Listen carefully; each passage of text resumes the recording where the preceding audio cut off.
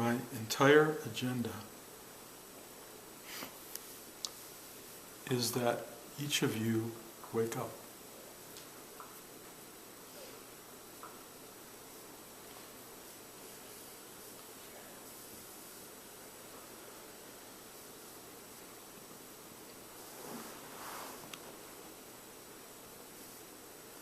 I know it sounds hard. It sounds like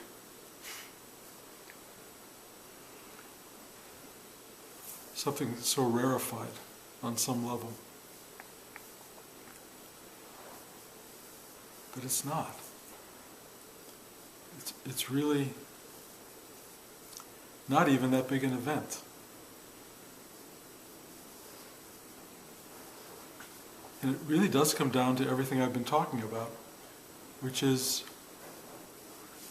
how much energy and commitment you have to being who you are, to believing in your story, to believing in your journey, and giving it so much importance, and so much weight, and somehow endlessly justifying your journey. And because it's so important, the idea that I would suggest that you could let it go doesn't seem like what you're looking for. Most people would probably say, and I think probably rightly on some level, all I want is an easier ride. I'd rather it be my journey and my life and my story, just with a lot more happiness in it, a lot more joy, a lot less stress, a lot less struggle and suffering. But, Buddha basically said life is suffering, and there's a reason for that. And I think every one of you who's alive sort of knows that. And yet, we keep bargaining with ourselves, saying, if I just do this, do that, get there, have this, arrive at that, happiness will arrive, and it will be my constant new state. But there is no such thing as a constant state. Not in terms of our persona, personality, not in terms of our bodily nature. There is no permanent state. It's constantly in flux, constantly. Something good happens and it's followed by something not so good that happens. And that turns into something good and that turns into something not so good. And it just keeps going on and on like that, because duality is not just two forces in harmony and balance, it's just two forces endlessly alternating. And sometimes they come into balance for a little while, and then they slip. And it's really interesting to watch it in yourself, and then for me to watch it in each of you, because there is this thing you learn when you start to really let go of your self-involvement, of your self-importance, all the stuff that self tends to magnify. When you start to really kind of let it go, what comes in its place is, and I've said this many times already, a kind of observational stillness that feels sort of good. It may not feel like bliss incarnate and eternal joy exactly, but it feels like comforting. And I describe that to you a lot because I want you to see the difference between happy, sad, and just comforted.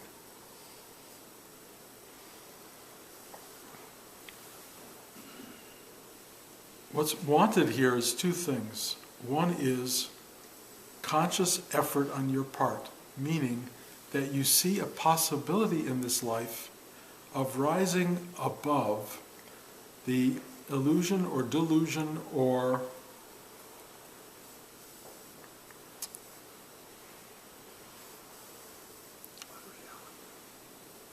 what did you say?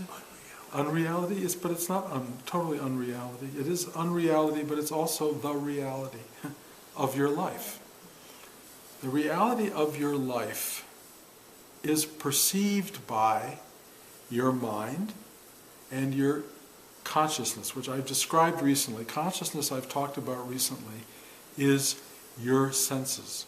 Consciousness is mind thinking, seeing, hearing, smelling, tasting, feeling. That's what consciousness is. The organ of consciousness is this body that you have. And this body that you have brings up a question. Who is the you that has it? Who has your body? Who is sensing with your body? It's an important question. That you isn't a singular person. The thing that is sensing through you, and I say thing consciously, is not necessarily a human.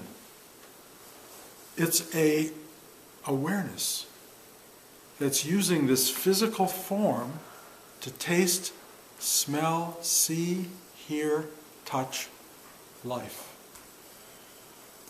And it has a temporary configuration as this bodily form.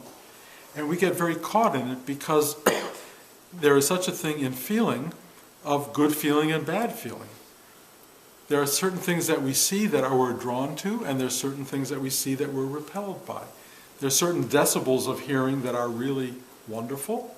Music at a certain decibel level is gorgeous and beautiful, can be. At too big a level, it's like, give me some earplugs. You know, all of these senses that we have within a certain range are really special, but we're also very aware that go beyond that range, intensify it too much, or make it too low, and we suffer. So we keep trying to find that middle ground, which is easy to do sometimes and not at other times, but it's always a modulation of our consciousness that we're trying to begin to feel happiness in. And there are days you will, and there are days you won't.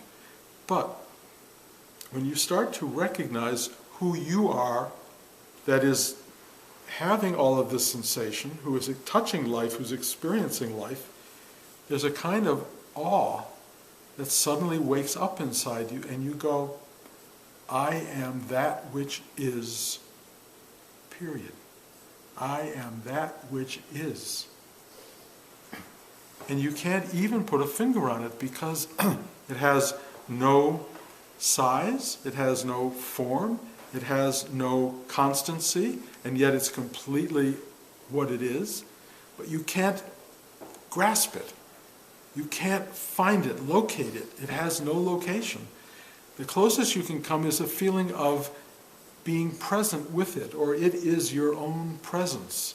It is the presence that fills you and everybody around you and makes you feel connected. It makes you feel connected to life and to one another, or not connected. Some of you looked at each other and disconnect. But it can make you feel very connected. It can make you feel intimately connected with another soul, another being. When there's real intimacy, you meet yourself in another. You see yourself in another. When I sit with you, more and more, there is nobody there.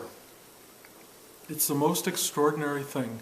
I look at you and you disappear completely. Everyone in this room disappears. And all that's there is this energy, force. I don't even know what you can call it. And it's just like emptiness. And yet that's an emptiness that's completely full. And that emptiness is very responsive to the seeing that's coming through here. It's seeing itself as nothing. And then, body again, person, being. And you come back to that, and you come back, if we're lucky, reconstructed a tiny little bit.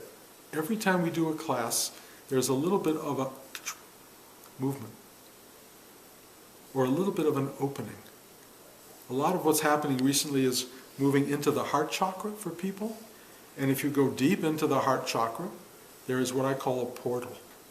And if you sit really quietly and you're lucky, you will go. And it is the most delicious and beautiful space imaginable. It's right here.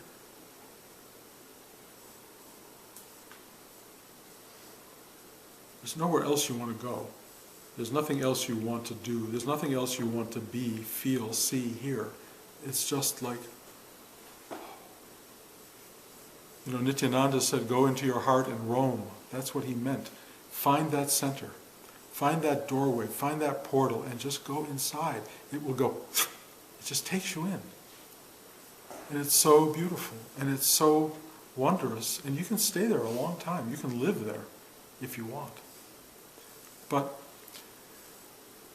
this tendency to come back to the body-mind, to the old history of you, to the habitual persona that you have been all these years, is so powerful. Bless you. It's so powerful that most of us, even as you start to get really, really expansive, even as you really let go of your name and personality and being, there is a thing that keeps trying to come back. You can feel it. There's something that wants the mind, the configuration of a being is so part of our psyche. It so wants to be something as opposed to nothing. But I'm telling you, once the body, mind, person goes like that, you're in a wonderful position to begin to experience life not as you persona, but as you, a state of awareness and being. It no longer has your name attached to it. It no longer has your history. It no longer has anything that defines it. It's just this amazing state of awareness. And that's who you are. It's who we are.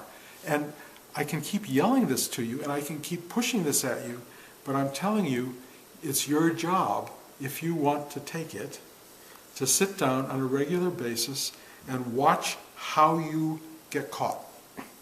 How do you keep reinvesting in this same mind-body construct and finding when you're in it all of the difficulties, sadness, struggle, and joy and pleasure which keep you addicted to it. Now, you may not want to do what I'm talking about. You may not want to leave this mind-body thing, and you can come here and sit, and I will promise you, in the way Rudy did, that you'll have a better life. Just doing this, never find out who you are, ever. Not ever, but in this lifetime. You'll have a better life. You'll start to be happier more often. You'll start to be more at peace. You'll start to be more present. You'll start to be more conscious. The only thing is you'll say, wow, I feel better. And you'll mean the persona. And when that finally disappears, you'll say, I feel wonderful. And you'll mean who I am. The I am. But the I am feels a universal awareness, a universal everything, and also a universal nothing. And it has its own journey. That's my experience. I may go beyond that at some point, and I'll be happy to share that with you. But my journey at the moment is a journey of constant awakening and discovery. It's not a singular event. It's an ongoing, kind of a series of what I call wows. It doesn't stop. That's kind of what you can have even at this minute, but you have to be willing to let go of this conditioned self. And that takes a real determination, a discipline, or a regularity of practice that says, I'm going to do this. Not many people pull it off for a lot of reasons, but mostly it's called the addiction to being who you think you are.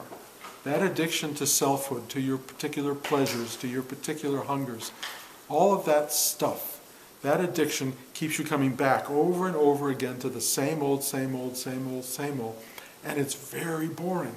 And the worst part of it is, especially for people on a spiritual path, you take coming back and you turn it into a myth. I talked about this the other week. You turn it into a story about how amazing it is that I'm a better person, and I'm a happier person, and I see more, and I get the patterns, and you identify yourself now as the seeker who's found stuff. But it's still a you and an it. And that's still delusional. Because who is the you that is watching all this happen? Who is the you that's present behind your consciousness? Some people say the whole journey is just to ask that question. Who am I?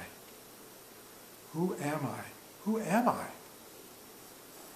And if you answer that with your name, and you answer that with your story, or you answer that with your emotions and your feelings, you're wrong. Period. It's not who you are.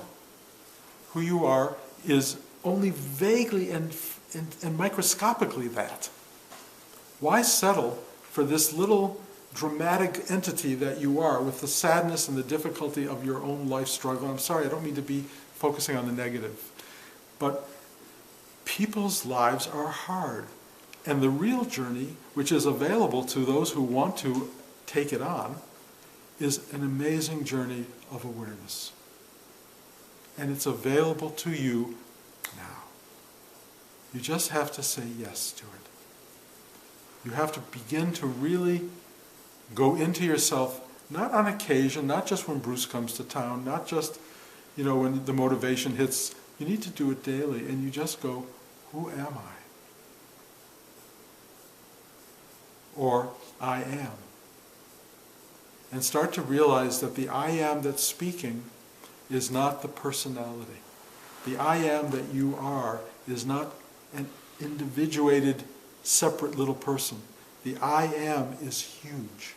It's huge. It's the source of all being. Your I am is infinite, endless, eternal being. That's who you are. And it's not to know that just seems like, it's fine. It doesn't care. I don't care on some level, but I think I do care. The universal I, cares enough to drive to Big Indian and assemble everybody and say this message. The Bruce part anyway, has no desire to be here. As you know, I've said it 1,000 times. I'm never happy coming to Big Indian. But the I that is doesn't care what Bruce thinks or feels. It cares what you are and who you are, and it only wants you to hear this. And it will fly to Big Indian, and it will go anywhere else where this can be spoken to people and delivered to people. It will go anywhere. Why? I can't tell you, but it's no longer the Bruce game. It's completely about itself. It wants this shared, it's interesting because, the Bruce thing is, you've known me for a long time. Most of you have known me for many, many, many years. Clearly it's still Bruce sitting here. It's still, ask Blanche anytime. There's lots of Bruce happening around. But when this thing opens and delivers, which it does because you're here, it delivers in a very real way. And it wants to be heard, and it wants you to get this message, not just to go, oh, that was a good talk, or I kind of get what you're saying. It really wants you to hear and to do the work. It's in the simplest version. I would just say, who are you? And you would go, I am, and it would be over. I am, or I am what I am. Done. That ideally, I would do that right now, and you'd all get it, and then you would go out and start sharing this with people, because that would become your mission, not your personal mission. Your higher self will direct you to do that. It will direct you even now to be present with other people in a very fundamental way. Being present, what does that mean? Open your heart, open your mind, open your being, and just be with people. Hear them, see them, smell them, feel them, touch them. That's what it means. That's how your consciousness engages the world. You actually find yourself connecting with other people and being really present with them.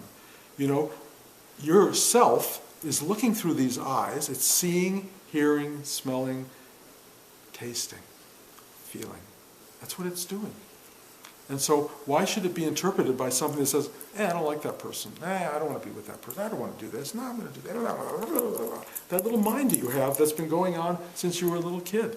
You know, that's a complete waste of your time, and it wastes a life. And people do it. I mean, clearly, 99.99% of the people on the planet waste their lives.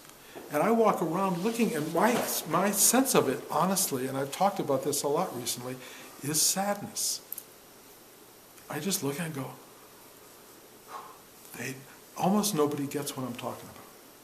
And it's so simple. Almost nobody. I couldn't get a room like this together for the life of me in most places, you know, because it doesn't register. It doesn't make sense. What are you talking about? I mean, if you can give me a way to make money, you know, to have more sex, to have whatever the things are that you want, people will line up.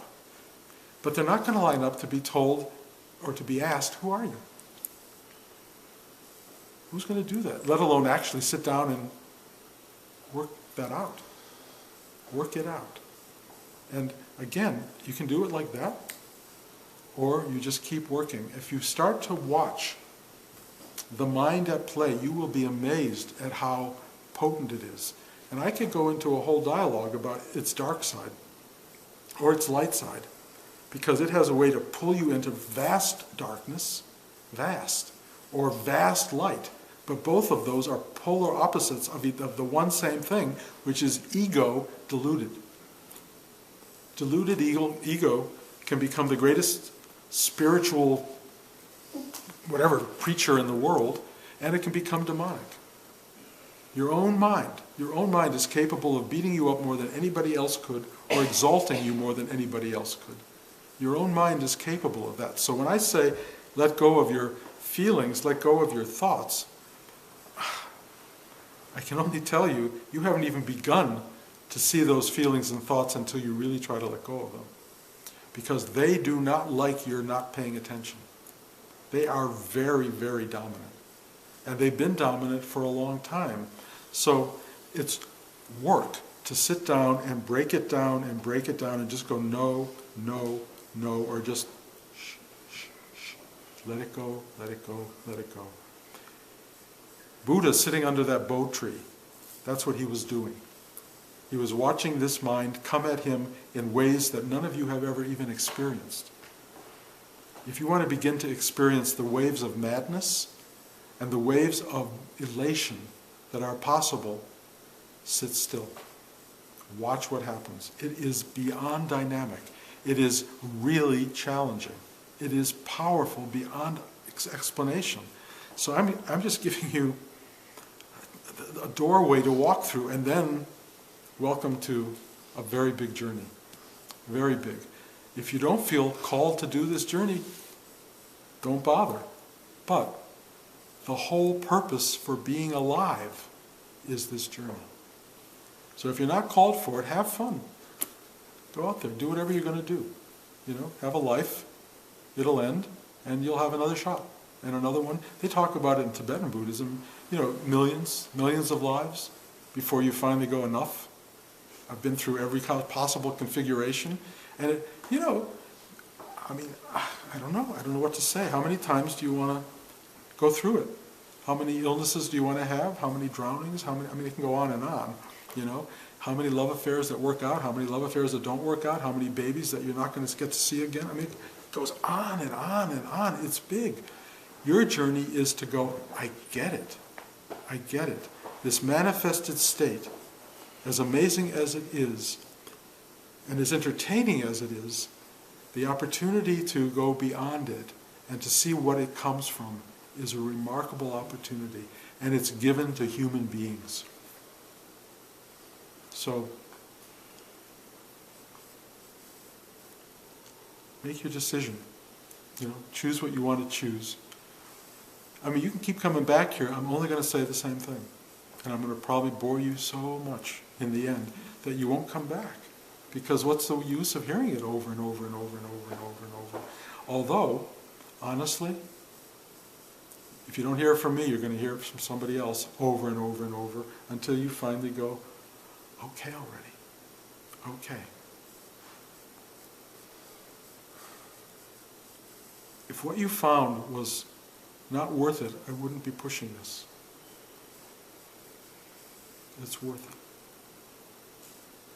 So, it's up to you. And all I can do is, until you're blue in the face, or I am. Any questions?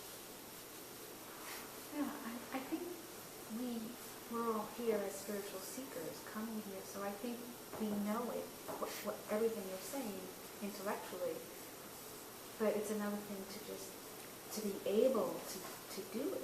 You know, Just do it. To be able to just snap, be present. Well, conscious, yes, in a way you're doing it all the have- time. You're doing it all the time. You're just not aware that you're doing it. You're present more than you think. I mean, the problem really is thinking. The problem is when you engage your thoughts, and I've sat with you and I've watched where a lot of your thoughts spin off into, and you go off on what I would call, I call them, thought trains to Siberia. The train just runs and runs and runs and runs and runs, and a week later you finally maybe get back to the station. That's problematic. And I don't mean to put you down with that. Everybody here does that. The only way to get off that train, to stop that so you're not pulled into these endless journeys into nowhere's land, is to go, please help me to surrender. Please help me to let go. Please help me to open. The only way. I mean, maybe not the only way, but it is a really good way. And you think it's that easy? I think if you sit, as I did, for 40 years, 40 years or more, actually, I don't have an actual calendar. If you sit long enough and hard enough, what happens is you let go of a little chunk, and you don't even know you let go of it. It's just not there anymore. You let go of another little chunk, another little chunk, another little chunk. You keep letting go of these chunks of whatever it is, things that have fallen away. And there are major things that have fallen away from you. And if you don't grab them, they're really gone and freeing you, honestly. So if you let go of these things without trying to find them again, and you free yourself, there comes a point, I was describing this to someone today, where you are about this big. The you that you know is about this big. But because you're totally focused on it, it's like the whole world, but it's really so small, and then all of a sudden you're walking around one day or someone looks at you and it goes, done, you're gone. No you left. The whole structure that you built, poof, and then you're just here as you. What is you? It ain't this. I mean, yes, it uses this, but it's not this. It's just you. And you go, I've been here all the time. I've never been anywhere but right here. I got lost in this idea that I was Bruce, that I was born to these parents and had a brother and a sister and I had a wife and children, and I was caught up in the whole drama, which is all in its way true, but my belief in it, my total organization around it was very tightly wound. So if somebody looked at me the wrong way, I got angry. If something went really well, I got elated, and I had all this stuff, and I was very invested in Bruce. But as that started to fall away, what I discovered was the person who Bruce thought it was. I am this, I am this, I am that, I am I. And it looked through Bruce's eyes, and it lived Bruce's life, but Bruce was just something that was grown just the way my grandchildren are growing their little people. They're growing them very fast, and it's like this disconcerting, because I'm just going, it's like you have to go to a psychiatrist when you're 50. I mean, you got so much to do after a lifetime of growing all this stuff, and it's so many misunderstandings and insufficiencies and oversufficiencies and all these things that get worked, and then the world just bangs up against you over and over, and you build this bloodied, wounded entity, and then how do you let go of that? Well, you sit and you let it fall away. Or if you're really gifted, and nobody that I know has ever been that gifted, but if you're really gifted, you just go, I get it. Eckhart Tolle, that's what happened to him. He was going to kill himself. And then he said, who's killing who here? Who's killing what? And then he went, pop, pop. And then he saw who he was. He saw himself. But he saw himself as he was, as he is, and it was so mystifyingly massive to him, he just sat down, and he says he sat on a park bench for 2 years.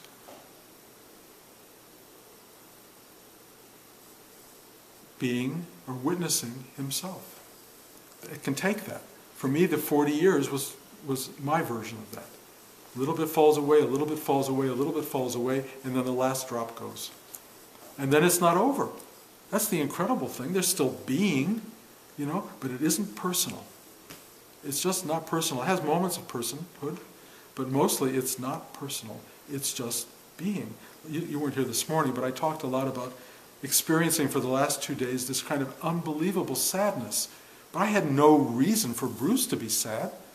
There was no reason, and I really understood it was universal oceanic sadness. It exists in time and space, and I was the witness of something vast going on that was impacting the world, if you will. There's also oceanic joy. There's oceanic everything, and they play as they do. It's a little bit like clouds in the sky. Storm clouds, thunder, lightning, hail, gorgeous afternoon, beautiful sun, too hot, too cold, just right. That's what it is. And it's all of that stuff, but there's nobody there going yes to one part and no to another part. You're just going, wow, wow, look what I am. And it goes on and on and on. And you just walk around in a state of constant amazement at yourself. And it gets bigger than that. I mean, I'm only talking what I know at this point. I've been in touch with, aware of other people who see way beyond what I'm seeing. And I go, of course. It gets really vast, really big, and really small, and completely empty and completely full. It goes against everything you understand of logic. It just is. The isness of it all is what and who you are now. And that you are hearing me. I can see it, and you're hearing me. I'm hearing something new. Well, no, you're not. You're hearing something old, but you're getting it because right as I was saying it, before your mind clicked in to say something, you were right there. You were right there. And there was no interpreter. There was nobody putting it into some perspective. Every time you go, oh, I get it, you just lost it. The mere fact of getting it means you don't have it. Because you can't get it. It cannot be gotten, it cannot be known, it cannot be learned, it can only be.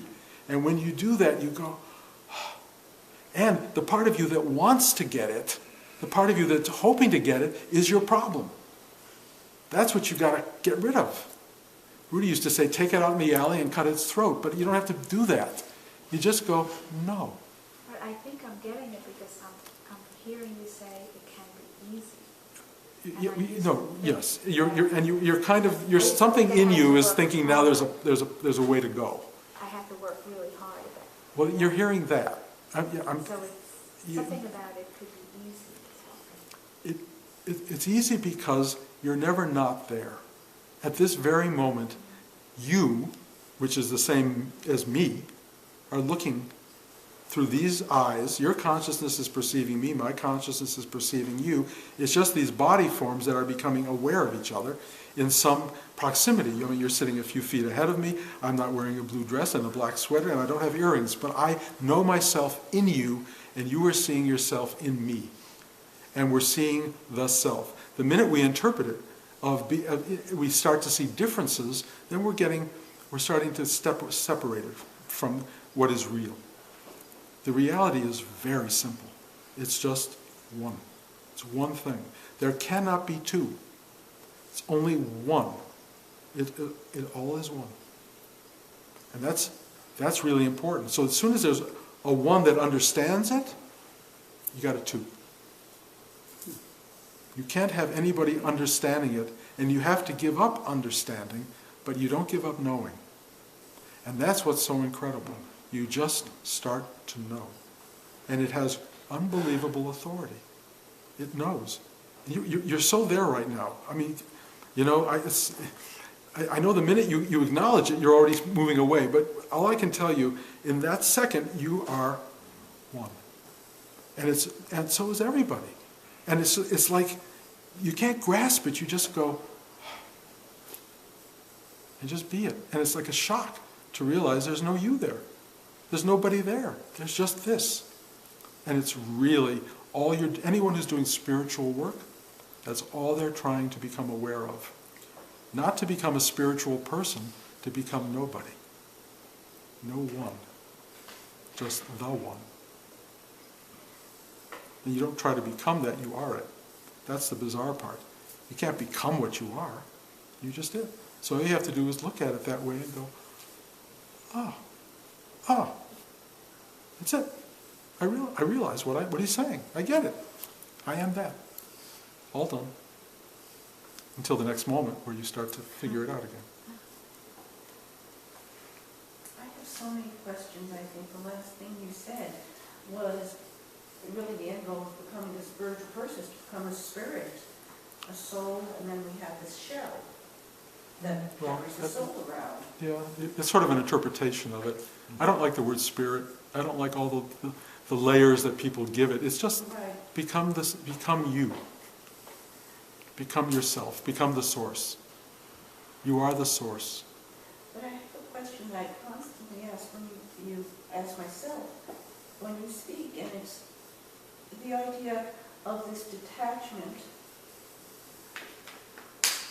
But I always think of you as a person with very deep attachment. You're deeply attached to Blanche and Josh and Ari, and you speak of them, and they...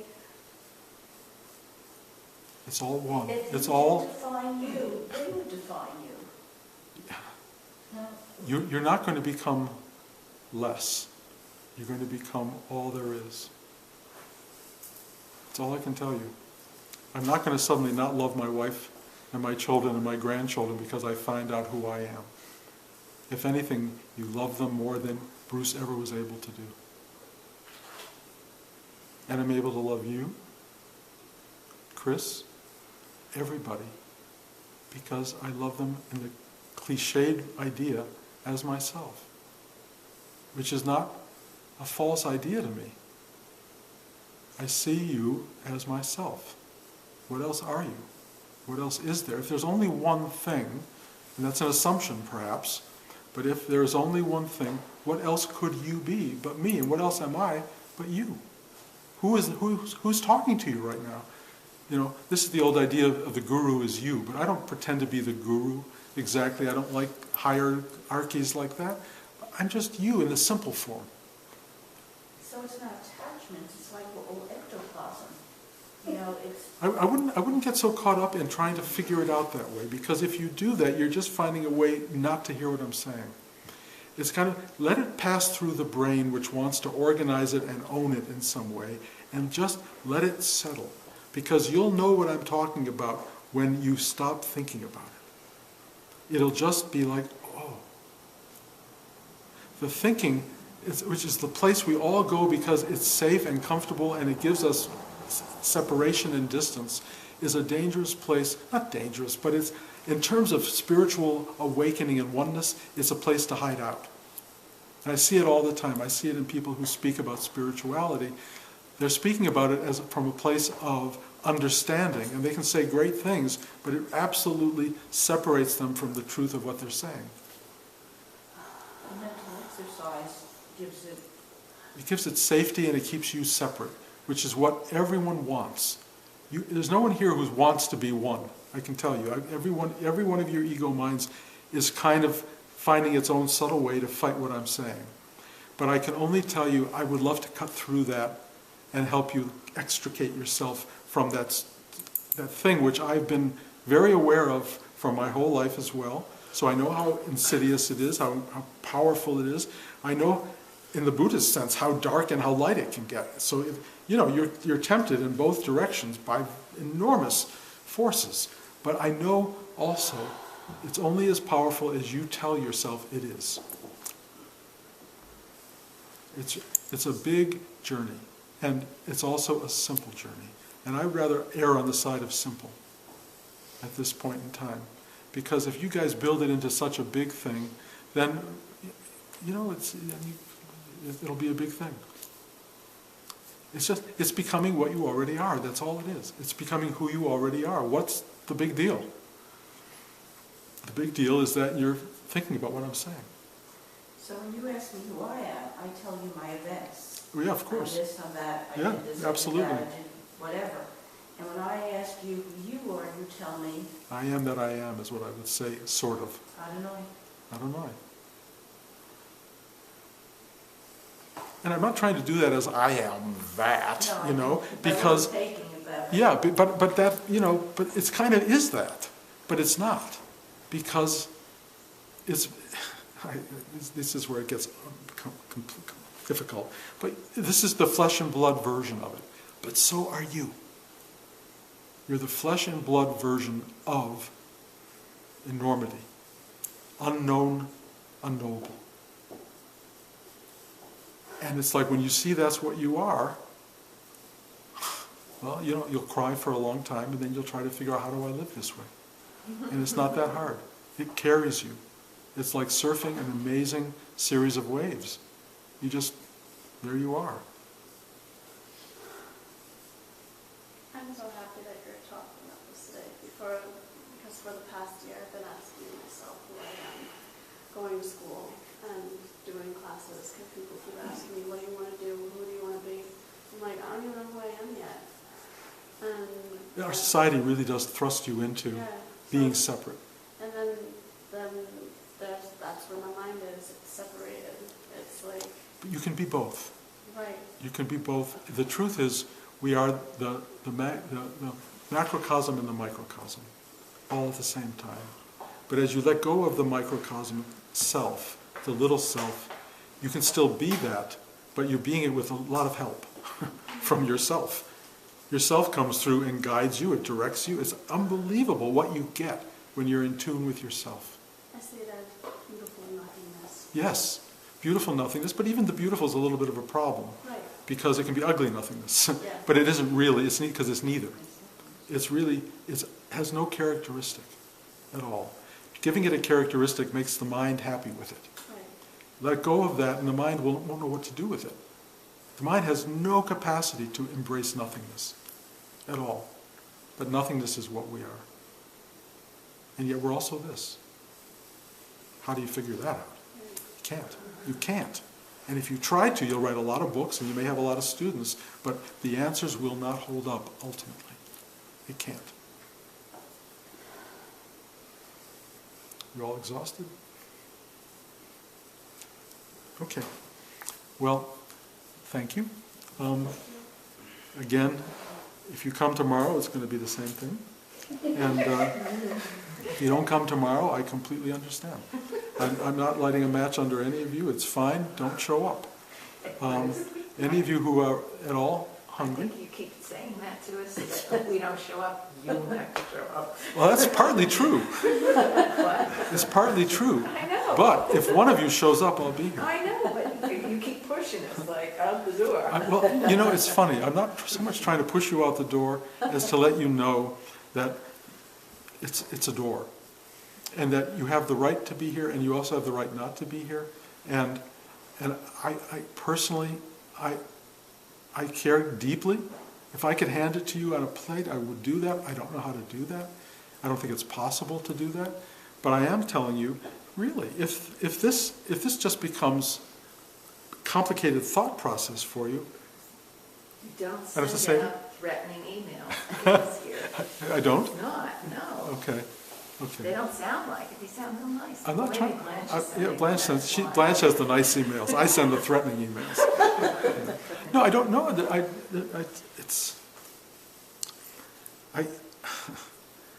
I am.